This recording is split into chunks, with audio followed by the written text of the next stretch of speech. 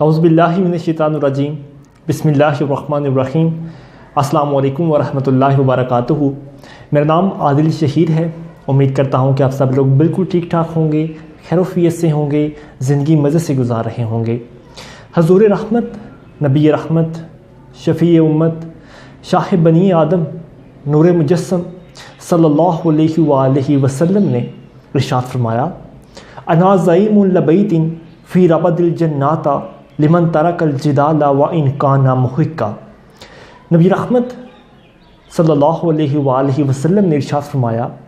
کہ میں اس شخص کے لیے جنت کے سائے میں ایک گھر کا ذمہ دار ہوں کہ جو حق پر ہوتے ہوئے بھی اپنے جھگڑے کو ترک کر دے۔ کتنی پیاری الفاظ، کتنی پیاری حدیث اور کتنے پیارے بول جو ہمارے آخری نبی حضور رحمت صلی اللہ علیہ وآلہ وسلم کی زبان سے نکلے۔ یعنی آپ نے فرمایا کہ میں اس شخص کے لیے جنت کے سائے میں ایک گھر کا ذمہ دار ہوں کہ جو اپنے حق پر بھی ہو اور اپنے جھگڑے کو بھی ترک کر دے۔ بالکل اسی طرح ایک چھوٹا سا بچہ ہوتا ہے، اس کو بہت زیادہ غصہ آتا ہوتا ہے، بات بات پر لڑنا جھگڑنا، بات بات پر دوسروں کے آگے گالی گلوچ کر دینا، بات بات پر دوسروں کے آگے اکڑ جانا۔ ایک دن اس کے دادا ابو نے اپنے پوتے کو بلوایا اور اس کو پیار سے اپنے سامنے بٹھا کر اس کو بتایا کہ میرے بیٹے، اگر تم یوں ہی غصہ کرتے رہو گے اور یوں ہی دوسروں سے لڑتے جھگڑتے رہو گے تو آخر میں کوئی بھی تمہارے ساتھ نہیں رہے گا۔ اس کے بعد دادا ابو نے اسے اپنی ایک چھوٹی سی کہانی سنائی۔ اسے کہا کہ میرے بچے، مجھے بھی بہت زیادہ غصہ آیا کرتا تھا، مجھے ہمیشہ اپنی حق تلفی پر بہت زیادہ غصہ آیا کرتا تھا۔ مجھے اس وقت بھی غصہ آتا تھا جب کوئی میرے ساتھ برا کرتا تھا، اور مجھے اس وقت بھی غصہ آتا تھا جب کوئی میرے حساب سے نہیں چلا کرتا تھا۔ لیکن پھر میں نے ایک گر سیکھ لیا، اور وہ گر کچھ یوں تھا کہ ہمارے ذہن میں دو قسم کے بھیڑیے ہوتے ہیں، ایک برا بھیڑیا ہوتا ہے اور ایک اچھا بھیڑیا ہوتا ہے۔ یہ بات سننے کے بعد پوتا اپنے دادا ابو کے اور قریب ہوا اور دل لگا کر، کان جما کر اپنے دادا ابو کی بات کو غور سے سننے لگا۔ اس کے بعد اس کے دادا ابو بولے کہ میرے بچے یاد رکھو، اگر برے بھیڑیے کو تم زیادہ تر خوراک، ناکامی، برائی، حسد، چغلخوری، ظلم، بربریت اور اس طرح کی یعنی کہ بیماریوں جیسی تمہیں لا قانونیت جیسی اگر تم اسے خوراک دو گے تو یہ ہمیشہ اوپر بڑھتا چلا جائے گا اور آگے آگے تمہارے اوپر حاوی ہوتا چلا جائے گا۔ اور اگر اسی طرح تم اچھے بھیڑیے کو معاف کرنا، درگزر کرنا، رحم کرنا، حسد نہ کرنا،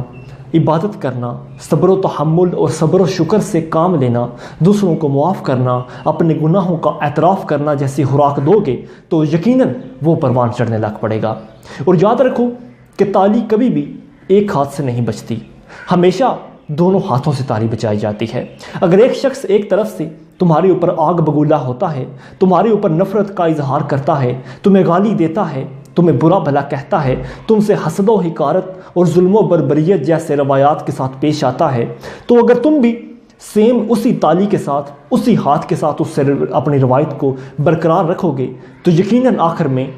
تباہی ہی سامنے نتائج اپنے لے کر آئے گی۔ اور یاد رکھو کہ اگر تم اس ظلم کو برداشت کرو گے، تم اس بربریت کو اپنے دل میں سنبھالو گے اور اپنے تمام کنٹرول، اپنے تمام اختیارات اپنے اچھے والے بھیڑیے کے ہاتھ میں دے دو گے تو یقیناً تمہیں اللہ بھی اس کا بہتر اجر عطا فرمائے گا۔ اور جہاں تمہارا بس نہ چلے تو وہاں بھی درگزر کرو، وہاں بھی صبر کرو اور اس حال پر اللہ کا شکر ادا کرو، کیونکہ وہ شخص اپنی زندگی میں ہی اس کی سزا پا لے گا، لیکن تم اس کے ساتھ جھگڑ کر اپنی آخرت اور اپنی ابدی زندگی کو کیوں تباہ کر رہے ہو۔ اس کے بعد اس کے دادا نے اسے مزید بتایا کہ میرے بچے، یہ زندگی میں دو سبق اپنے پلے باندھ لو کہ ہمیشہ اپنے تمام اختیارات اگر تم نے اپنے اچھے والے بھیڑیے کے ہاتھ میں دیے تو یقیناً تمہاری زندگی بھی اچھائی کی طرف بڑھتی چلے جائے گی، اور اگر یہی اختیارات، یہی